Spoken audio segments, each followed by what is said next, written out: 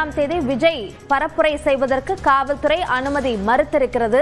இது தொடர்பான கூடுதல் விவரங்களை நம்முடைய செய்தியாளர் திருமலையிடம் கேட்கலாம். திருமலை, அனுமதி மறுத்ததற்கான காரணமாக என்ன சொல்லப்பட்டுள்ளது?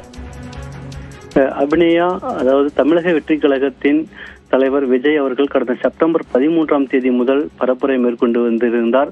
இதன் தொடர்ச்சியாக செப்டம்பர் 27ஆம் தேதி கரூரில் விஜய் பிரச்சாரத்தின் போது ஏற்பட்ட அசம்பாவிதத்தின் காரணமாக அவருடைய பிரச்சார சுற்றுப்பயணம் தற்காலிகமாக நிறுத்தி வைக்கப்பட்டிருந்தது. இந்த நிலையில் சேலத்தில் இருந்து அவருடைய பரப்புரை மீண்டும் துவங்கப்படும் என கட்சி வட்டாரத்தில் தகவல்கள் வெளியான நிலையில் இன்று சேலம் மாவட்ட தமிழக வெற்றி கழக நிர்வாகிகள் மாநகர காவல் ஆணையாளர் அலுவலகத்தில் மனு ஒன்றை அளித்துள்ளனர். இந்த மனுவில் வருகின்ற டிசம்பர் 4ஆம் தேதி சேலம் கோட்டை மைதானம், போஸ் மைதானம், கஜல்நாயக்கன்பட்டி ஆகிய 3 பகுதிகளில் ஏதேனும் ஒரு இடத்தில் விஜய் மக்களை சந்திக்க அனுமதி அளிக்குமாறு மனு அளித்தனர்.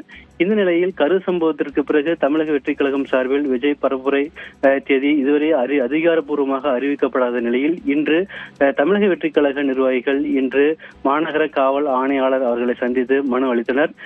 ஏற்கனவே இந்த அவர்கள் அளித்த டிசம்பர் 4ஆம் தேதி கார்த்திகை தீபம் இருப்பதால் அந்த தேதி அனுமதி வழங்க முடியாது என மாநகர காவல்துறை தரப்பில் தகவல் தெரிவிக்கப்பட்டுகிறது. குறிப்பாக வருகின்ற டிசம்பர் 3, 4 மற்றும் 6ஆம் தேதி இது பாபர் மசூதி இடிப்பு தினம் என்பதால் போலீசார் அதிகப்படியான காவல்துறையினர் பாதுகாப்பு செல்ல உள்ளதால் தற்போது இந்த 4ஆம் தேதி அவங்க கேட்கக்கூடிய 4ஆம் தேதி அனுமதி வழங்க முடியாது என மாநகர காவல்துறை தரப்பில் தெரிவிக்கப்படுகிறது. அபிநயா, கரூர் நிகழ்வுக்கு பிறகு மீண்டும் தன்னுடைய பரப்புரை மேற்கொள்வதற்கான முயற்சியில் விஜய் ஈடுபட்டிருக்கிறார். தொடர்பான கூடுதல் விவரங்களுக்கு நன்றி திருமலை.